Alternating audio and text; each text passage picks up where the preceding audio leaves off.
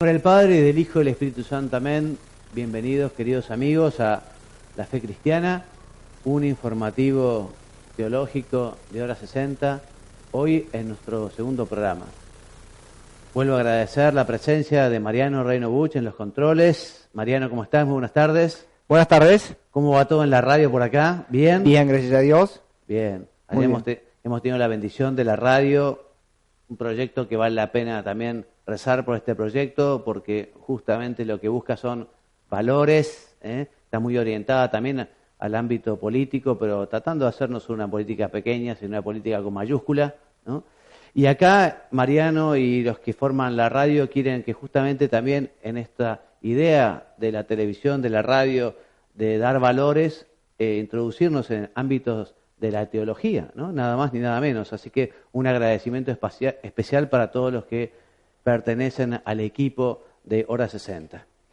Bueno, hoy vamos a ver nuestro segundo tema, que se titula La revelación.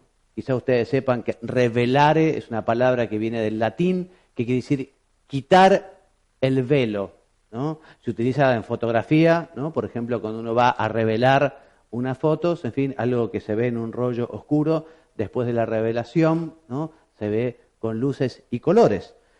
Pero esta revelación, que podríamos decir con mayúscula, hace referencia a las manifestaciones que ha hecho Dios a los hombres. Dios se ha manifestado, ¿no? Y nos ha contado mucho de sí mismo y de su plan de salvación. Y vamos a ver esto hoy, ¿no? Punto primero, Dios se revela a los hombres. Bueno, esta revelación, como te podrás imaginar, como se podrán imaginar, comienza desde el inicio. Dios se revela cuando realiza la creación.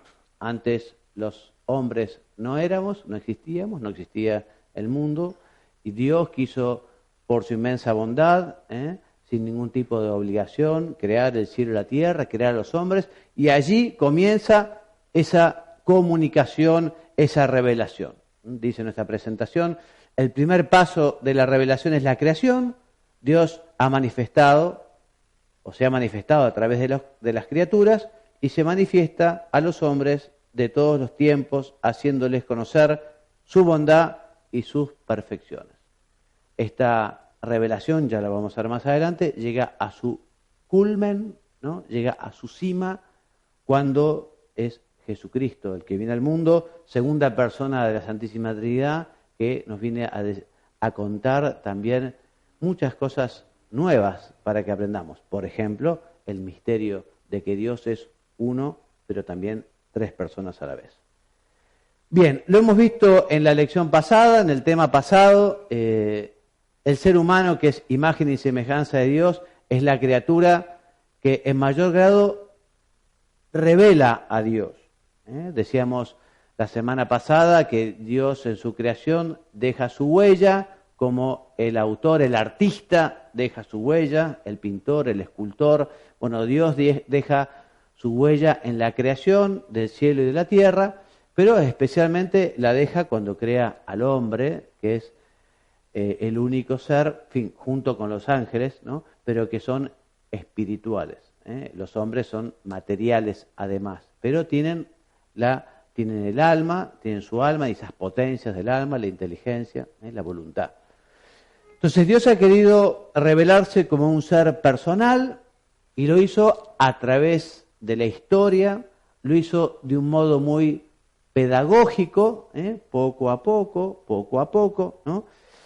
Y comenzó con un pueblo que quiso crear, que quiso educar, que quiso que fuera su pueblo. Tú serás mi pueblo, yo seré tu pueblo. A ver, vamos a ver si mi alumno está atento. Y usted, Mariano, ¿sabe cómo se llamaba ese pueblo que Dios quiso crear, que Dios quiso educar? Ese pueblo, el pueblo elegido.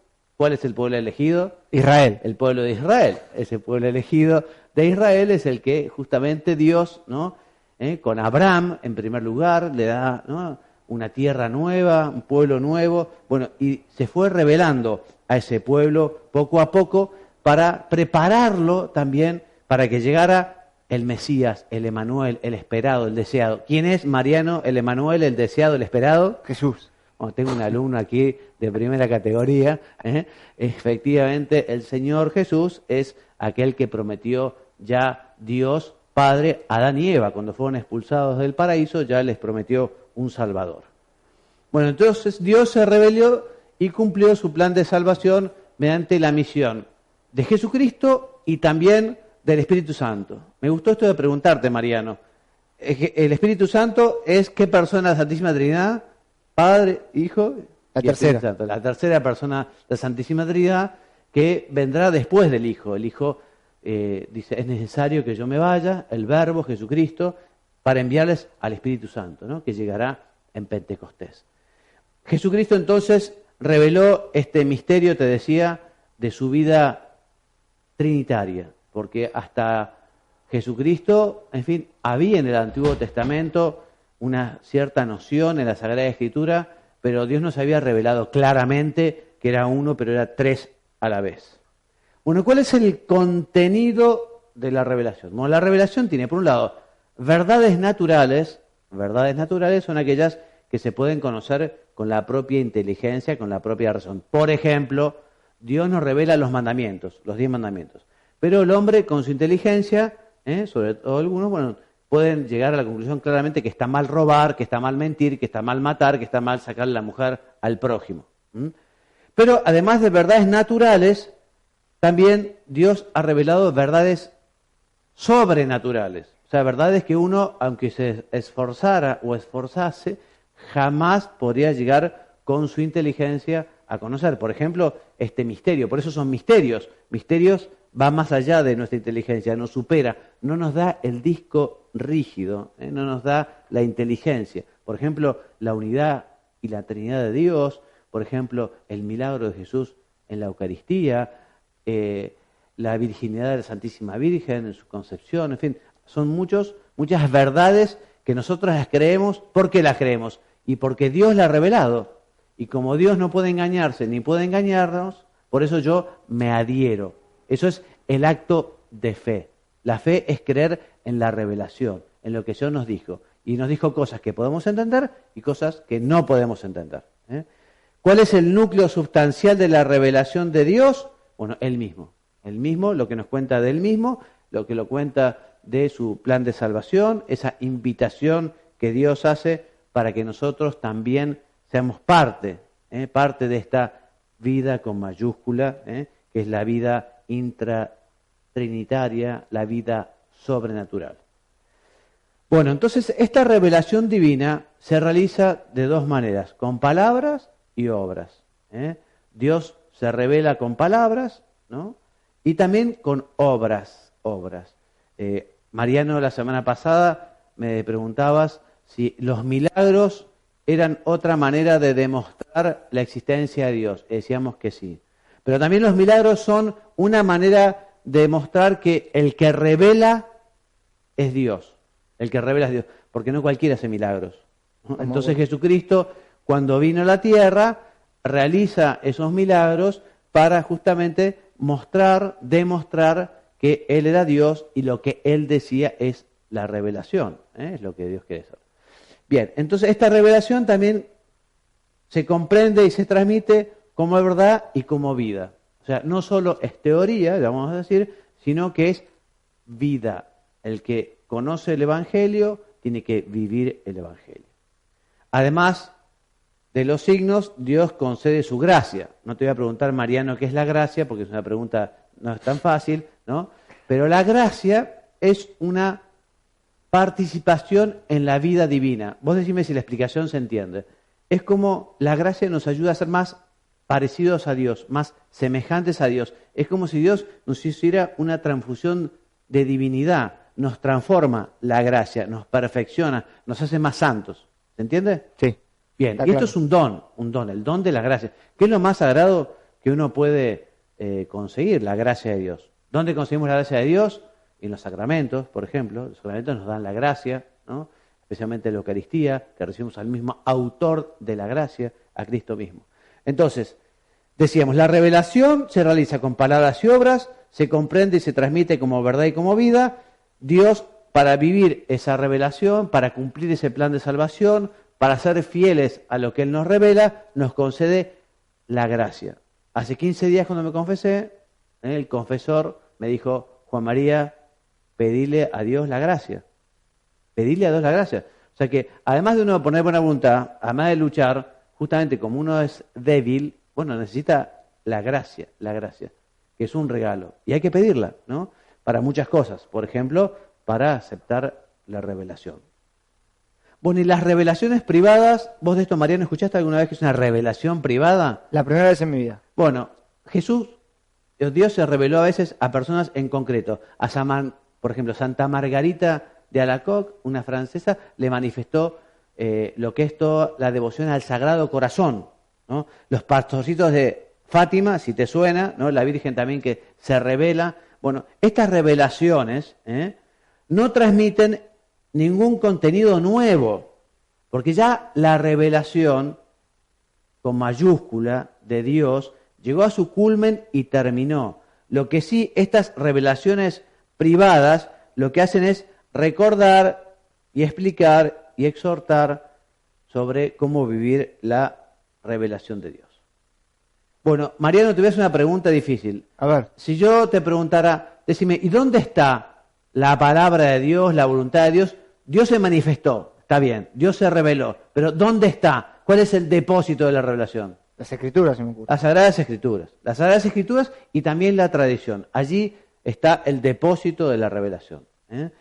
Decíamos que Dios se fue revelando a su pueblo, ¿no? Y este pueblo de Israel, bajo inspiración y mandato de Dios, ha puesto por escrito la revelación, ¿no? Eso es lo que es todo el Antiguo Testamento, todo el Antiguo Testamento. Pero después, también con la venida de Jesús, también Dios quiso inspirar a algunos autores para que pusieran por escrito lo que es la palabra de Dios. Por eso tenemos libros del Antiguo Testamento, de antes de Jesús, y del Nuevo Testamento, de después de Jesús. ¿Cuándo se concretó la lista o canon de los libros sagrados? Eso seguro que no lo sabés, te lo cuento. En el Concilio de Trento. En el Concilio de Trento, este concilio, que fue un concilio maravilloso, dijo, bueno, los libros sagrados, los libros revelados, la palabra de Dios son tun, tun, tun, tun, tun, y sacó toda la lista, ¿no? Eso es un dogma de fe. ¿Qué te gusta más, el Antiguo o el Nuevo Testamento? ¿Qué cosa? ¿Qué te gusta más a vos en lo Mirá, personal? yo cuando las personas vienen a acercarse y dicen, ¿por dónde empiezo la Biblia? Digo, empezar por los Evangelios. Empezar por los Evangelios porque es conocer a Jesucristo y conocer el mensaje de Jesucristo. Pero la Biblia hay que tratar de leerla toda. O sea, y lo bueno sería, en fin, como también contaba un sacerdote amigo, antiguamente en los seminarios, que los seminaristas copiaban la Biblia en un cuaderno. ¿Sabes por qué? A mí me pasa así, porque es la mejor manera también de memorizar. Cuando uno escribe, ¿no? Y hace un resumen o algo, ¿no? Si no, uno con la misma Biblia hacer una lectura detenida, quizá una Biblia de trabajo. Yo se los recomiendo, una Biblia de estudio. Consíganse una Biblia de estudio, ¿no? Y tengan ustedes su lápiz negro, su resaltador y su cuadernito, y ahí trabajen el tema. Una buena Biblia con buenos comentarios, y cuando surjan dudas, pregunten a un cura, en fin, o busquen en internet, pero, en fin, es importante, ¿no? Quizá puede ser un propósito para usted, amigo televidente, para usted, Mariano Reino Buch, decir, bueno, me voy a alargar a leer la Biblia entera. Nunca me animé, nunca empecé, en fin. Y si no tenés, y compra una. No es tan difícil, Mercado Libre en Argentina, en fin, se puede comprar en cuotas. Si a alguno no le alcanza la plata, me escribe, yo se la envío a la Biblia o a la plata, ¿no? Pero la Biblia es importante, La Biblia es importante y hay que leerla, Entonces, a través de la Sagrada Escritura, las palabras de Dios se manifiestan, ¿no? Con palabras humanas. Cuando después llega la palabra hecha vida, el verbo con mayúscula, Jesucristo, que es la palabra hecha vida. Y los apóstoles, como te decía, y los primeros discípulos pusieron también por escrito la revelación, que primero fue tradición, porque primero comenzaron a predicar, a enseñar, ¿no? Y después, recién pasado unos años, se puso por escrito. Los evangelios, las cartas de San Pablo, las cartas de San Pedro, en fin. Pero primero fueron predicación oral.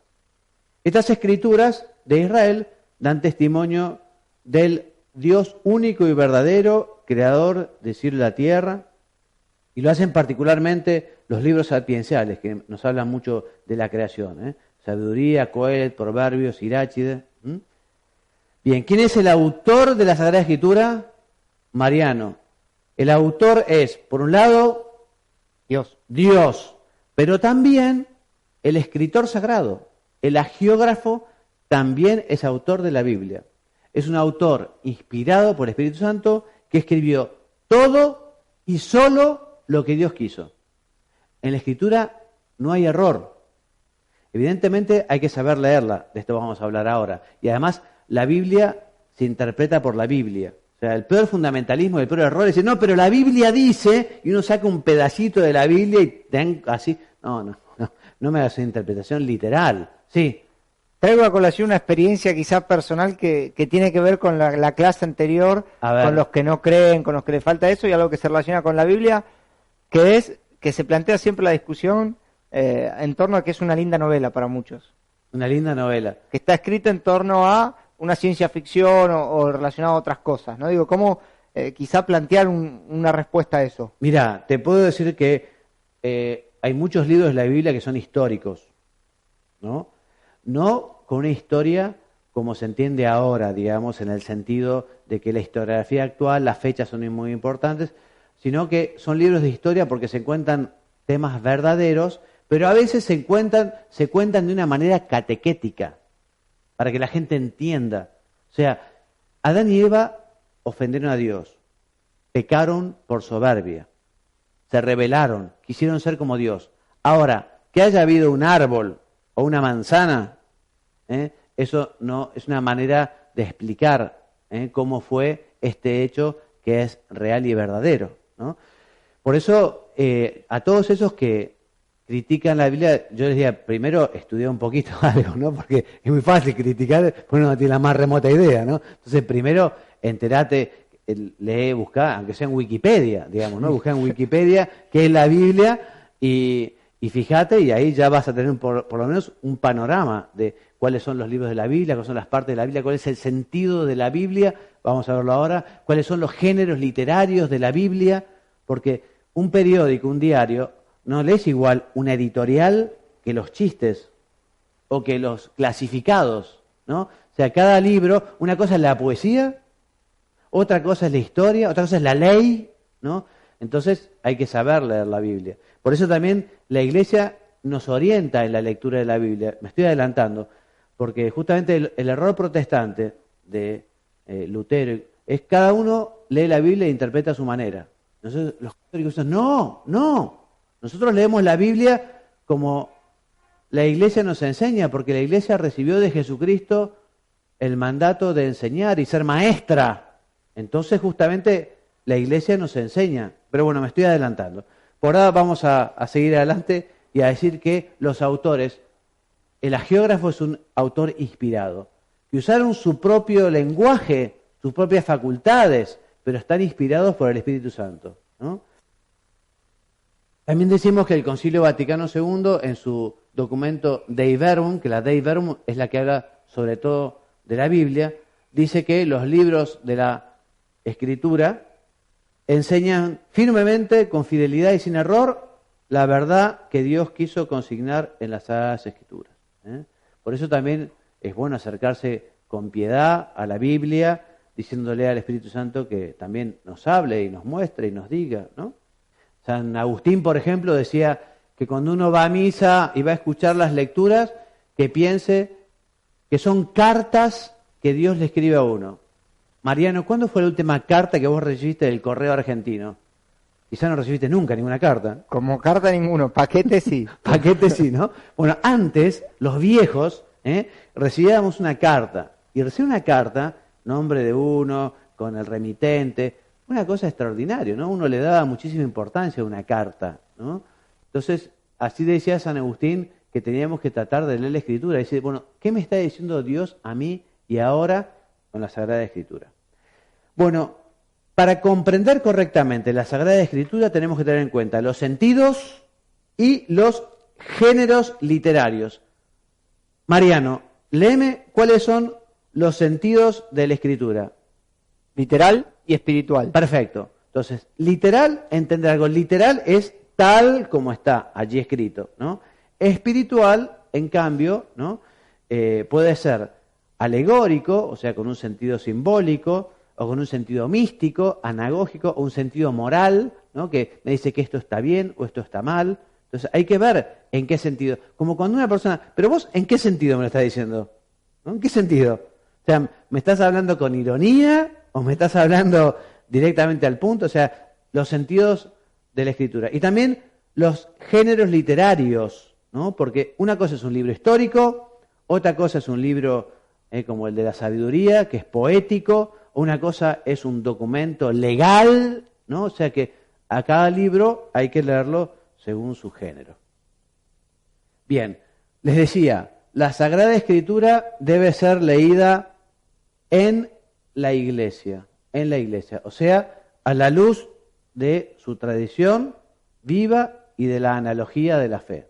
O sea, ¿qué es la tradición? Ya vamos a verlo, porque la revelación, digamos, se encuentra tanto en la Sagrada Escritura como en la tradición. La tradición son las enseñanzas que nos han llegado, que nos vienen llegando desde los apóstoles hasta nuestros días, y nosotros justamente leemos la Sagrada Escritura en la iglesia, y a la luz de su tradición, y a la luz de la analogía de la fe. ¿Qué es una analogía? Una analogía es cuando es en parte igual y en parte distinto, algo análogo, que es lo distinto a lo que sea contradictorio, ¿no? Entonces, cuando uno no entiende algo, puede resolverlo por analogía. Es algo que también en el derecho se utiliza mucho, ¿no? Entonces, la Biblia se explica por la Biblia, ¿no? O sea que tenemos que, es una unidad, es el gran libro, es como un único libro que tiene muchas partes. La Biblia debe ser leída y comprendida en el mismo espíritu que está escrita. Por eso les decía que una interpretación literal muchas veces no corresponde. Y basado sobre la autoridad del Espíritu que asiste al ministerio docente de la Iglesia, el magisterio formula su interpretación auténtica. Entonces repetimos, la Iglesia recibe de Jesucristo el mandato de enseñar. La Iglesia es docente, la Iglesia es pedagoga, la Iglesia cumple su función de magisterio. Entonces en su función de magisterio nos explica la Biblia. De las partes oscuras de la Biblia nos las explica la Iglesia. Y nosotros por eso aceptamos, creemos y vivimos y entendemos la Biblia según estas enseñanzas. Bueno, seguimos adelante. Gracias a esta asistencia divina, la Iglesia reconoció qué libros contiene la revelación y formuló el canon, la lista, ¿no? En el Concilio de Trento. Vuelvo a repetir esta misma idea que dije antes, que la recta interpretación de la Biblia debe evitar el error fundamentalista, ¿no? Que no se separa del sentido literal, cuando a veces corresponde justamente otro género, ¿no? Y sería lícito hacerlo. También debe evitarse el error de considerar las narraciones bíblicas como forma puramente mitológicas, ¿no? Bueno, no, esto es un cuento chino, un cuento de hadas, esto es... No. Esto habrá que ver en su género, pero en la Biblia se dicen verdades. Bueno, la revelación como historia de salvación culminada en Cristo. Entonces dijimos, la revelación es la manifestación que Dios ha hecho de sí mismo, ¿no? Dijimos que comenzó haciéndolo lo comenzó en la creación, ¿no? Cuando creó a Adán y Eva, pero después especialmente cuando hizo un pueblo, su pueblo. Después Dios quiso un nuevo pueblo, que es la Iglesia, con Jesucristo. Bien. Y esta revelación se ha manifestado a modo de alianza. Tú serás mi pueblo, yo seré tu Dios, ¿no? Y dio así origen a una historia de la salvación, que vamos a recorrer así rapidísimamente, ¿no? Dios se manifestó a nuestros primeros padres desde el principio, después de la caída de Adán y Eva, los alentó a la esperanza de la salvación con la promesa de la redención. Más tarde llamó a Abraham, ¿no? Lo hizo padre de un gran pueblo. Luego instruyó a los patriarcas y por Moisés sacó Dios a su pueblo de Egipto, donde estaba en un régimen de esclavitud prácticamente. Por los profetas, Dios quiso que ese mensaje, que en algunos momentos se perdía, decaía, el pueblo elegido se iba por otro lado, bueno, venían los profetas y recordaban nuevamente, Dios quiere su salvación, Dios quiere que sean fieles a su alianza, Dios quiere que cumplan los mandamientos, no sean idólatras, solo tienen a un Dios. Bueno, esto fueron haciendo los profetas, ¿no? Para que justamente reconocieran como Dios único y vivo y verdadero, Padre prudentísimo y justo juez, ¿no? Y también para que no se olvidaran de esa promesa de la salvación. O sea, los profetas volvían a recordar, recuerden que Dios hizo una promesa, iba a enviar al Mesías. Bien, iniciada la creación y prefigurada en el pacto con Noé, la alianza se revela explícitamente con Abraham, a Moisés le entrega las tablas de la alianza, ¿no? Estos son acontecimientos muy importantes y que van preparando, ¿no?, esta nueva alianza que se sellará, se firmará, se rubricará con el Mesías, con Jesús, a través de su encarnación y en el sacrificio pascual en la cruz. Bueno, esta alianza en Cristo redimió del pecado a los primeros padres que rompió la primera alianza, ¿no? O sea, Jesucristo, ¿para qué vino al mundo? Para reparar aquella brecha, ¿no? ¿Cómo es que se dice ahora en la política? La grieta. Aquella grieta que se había generado entre Dios y el hombre, porque el hombre se rebeló contra Dios, pecó, le desobedeció. Entonces Jesucristo vino a poner de vuelta el puente sobre esa grieta, el puente que le permitirá al hombre volver a Dios, poder ganar el cielo, poder tener la visión beatífica. Bien, eso lo hizo Jesucristo, que siendo hombre cargó los pecados de los hombres, empezando por el de Adán y Eva, y hizo un acto de reparación con su pasión y su muerte. Bien, los profetas entonces, cuya función era recordar la alianza, hablan especialmente de Jesucristo, ¿no? O sea que, ¿qué es una profecía? Las profecías hablan del futuro, no de futuros, digamos, necesarios, sino que porque el futuro solo lo conoce Dios y los profetas lo conocían porque Dios se los había revelado. No es conocer el futuro de decir, bueno, si yo me martillo un dedo, se me va a poner violeta y se me va a quedar la uña. No hace falta ser profeta para eso, porque digamos, hay una relación causa-efecto, ¿no? En cambio, con las profecías, no. Con las profecías era imposible que los apóstoles, que los profetas supieran lo que pasaría en el futuro, ¿no? Bien. Entonces Jesucristo es mediador, es la plenitud de la revelación, el culmen de la revelación, es el revelador y a su vez es el contenido, ¿no?, de la revelación. Mariano, léeme de la carta a los Hebreos, el capítulo 1, versículo 1 y 2. Dios, que había ya hablado en los tiempos antiguos muchas veces y de diversos modos a nuestros padres por medio de los profetas, últimamente en nuestros días nos ha hablado por medio de su Hijo, que ha sido constituido heredero de todas las cosas y por medio del cual ha sido hecho también el mundo. O sea que efectivamente Dios, que habló por los profetas, en un determinado momento de la historia quiso hablar directamente a través de su Hijo, del enviado. Dios, en su verbo, lo ha dicho todo y de un modo concluyente. En este sentido, ¿qué dice el Catecismo de la Iglesia Católica, el número 65 y siguiente? Que no hay que esperar ya ninguna revelación pública antes de la gloriosa manifestación de nuestro Señor Jesucristo. Saben ustedes, y si no se los cuento, que Jesucristo va a volver. Que Jesucristo ascendió a los cielos, pero volverá al fin del mundo a juzgar a vivos y muertos. Va a haber un juicio final. Yo muchas veces digo, y la gente se espanta un poco, ¿no? Pero yo digo que a mí me encantaría estar presente en la venida de Jesucristo, ¿no? Con el fin del mundo. Me encantaría, mucho mejor que morirse como un burgués en la cama, así, ver que llega Jesucristo, en fin. Pero bueno, no sabemos cuándo será el fin del mundo, en algún momento llegará, claramente, pero cuando venga Jesucristo con toda su gloria, ¿no? Su segunda venida, va a juzgar a vivos y muertos, ¿no? Y ya no habrá más tierra, va a haber una tierra nueva, un cielo nuevo. Esta plenitud de la revelación se manifiesta en el misterio pascual de Jesucristo, en su pasión, muerte y resurrección. ¿Y la fe qué es? La fe es la respuesta a esta revelación. La fe es decir, creo en lo que Dios me ha dicho, en lo que Dios me ha enseñado, en lo que Dios me ha mostrado. Esa es la fe que, como decíamos el programa pasado, es un don de Dios que hay que pedir y que efectivamente Dios da cuando uno la pide. Bueno, vamos a hablar ahora un poquito de la transmisión de la revelación, la transmisión. Entonces, ya decíamos que la revelación está contenida en la Sagrada Escritura y en la tradición.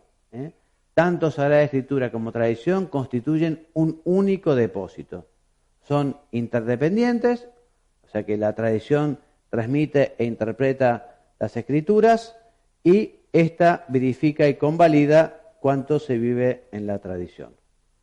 La tradición está fundada sobre la predicación apostólica y lo que hace es testimoniar y transmitir todo lo que la Escritura ha recogido a través del texto. Esta tradición, les decía, incluso es anterior a la Escritura, en el caso de los libros del Nuevo Testamento, porque primero hubo tradición, se empezó a predicar y a enseñar, y luego se lo puso por escrito. Esta tradición progresa con la asistencia del Espíritu Santo. ¿Y qué cosas contribuyen a la transmisión de la revelación, o sea, a la transmisión que Dios nos ha dicho? Bueno, por un lado, todas las enseñanzas de la Iglesia, todas las enseñanzas del magisterio, las enseñanzas de los padres de la Iglesia. Los padres de la Iglesia son aquellos que vienen después de los apóstoles. Enseñar después de los apóstoles, hay un grupo de obispos y de teólogos que lo que hacen es explicar las Escrituras cuando se ponían en duda. Ustedes saben, dicho de un modo así, la teología ha avanzado a propulsión a hereje. ¿En qué sentido?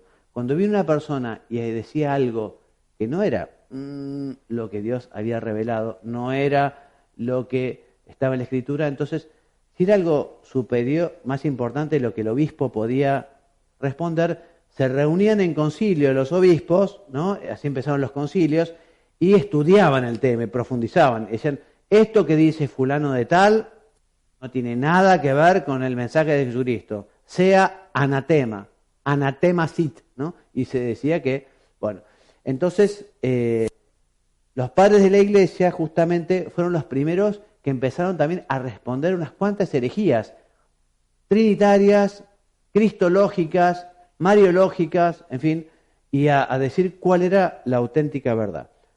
También contribuyen a la transmisión de la revelación la liturgia, el sentir común de los fieles, la educación en la fe transmitida de padres a hijos, el apostolado cristiano. Mariano, te pido que me las que enseña entonces el número 83 del Catecismo de la Iglesia Católica.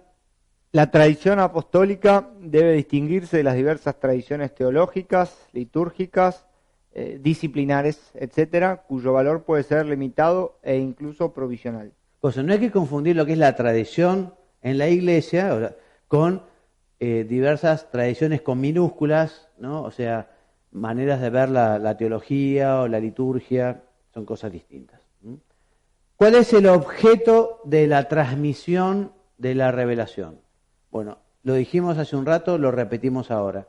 No es solo enseñanza teórica, ¿no? O sea, la revelación de Jesucristo no es solo para que lo aprendiéramos como uno pueda aprender trigonometría. Yo creo que alguna vez aprendí trigonometría en el colegio, incluso, pero en fin, la trigonometría creo no ha afectado muchísimo en mi vida, digamos, ¿no? También aprendí los logaritmos y tuve una tabla de logaritmos, cosa que ahora ya no existe más, ¿no?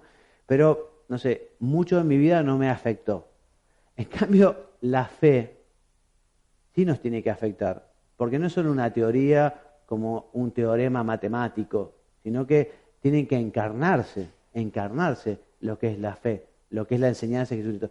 Por eso decíamos también la clase pasada, por eso hay algunos que prefieren decir Dios no existe, Dios no existe. Porque si yo admito que Dios existe, en fin, tengo que aceptar todo lo que Él ha enseñado, todo lo que Él nos ha dicho.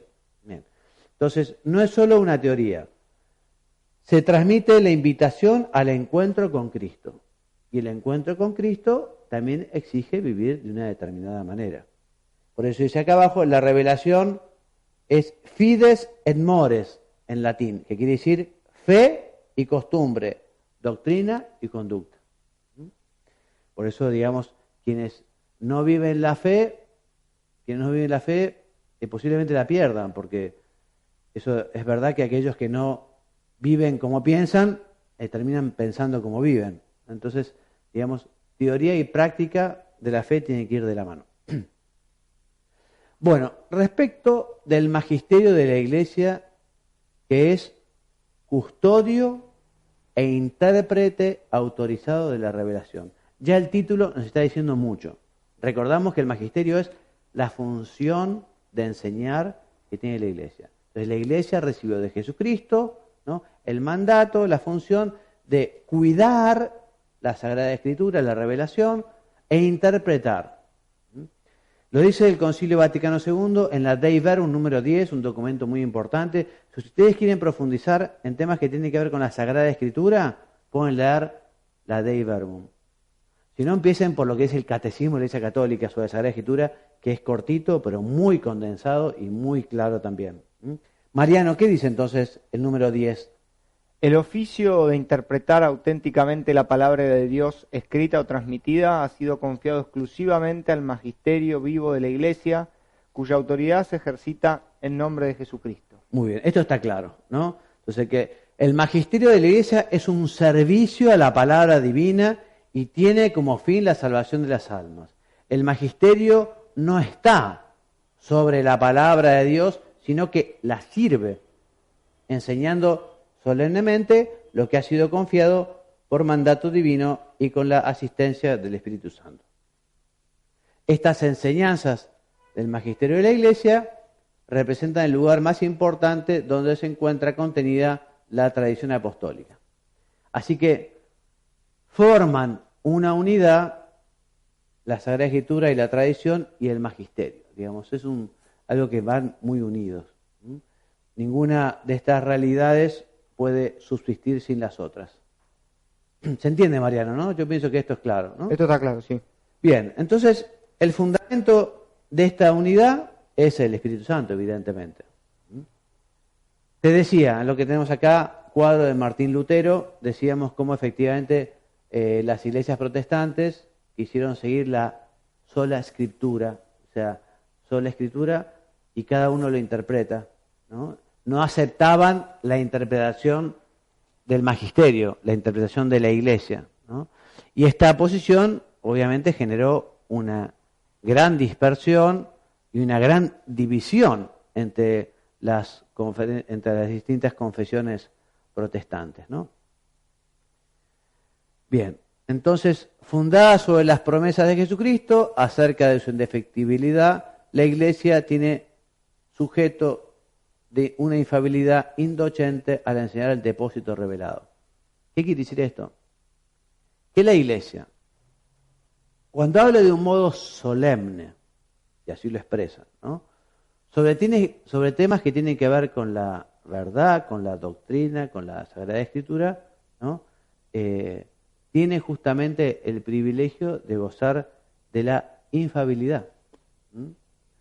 Por ejemplo, en el Concilio Vaticano I se enseña que cuando el Papa habla ex cátedra, ya lo vamos a ver, desde la cátedra de Pedro, cuando lo hace de un modo oficial, ¿no?, sobre estos temas, sobre estos temas fundamentales, no sobre si las Malvinas son inglesas o argentinas, o si el canal del Beagle es chileno o argentino, o sobre la mediación, no, sobre temas que tienen que ver con fe y doctrina, sobre temas, y lo hace de esta manera solemne, es infalible.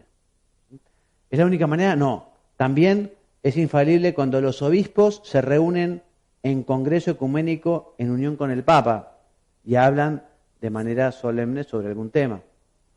Este es el segundo cuando lo hace ex cátedra del Romano Pontífice, Pedro, con el poder de las llaves, y también cuando los obispos de la Iglesia en unión con el sucesor de Pedro son unánimes al profesar la misma doctrina o enseñanza, aunque no se encuentren reunidos todos juntos en el mismo lugar.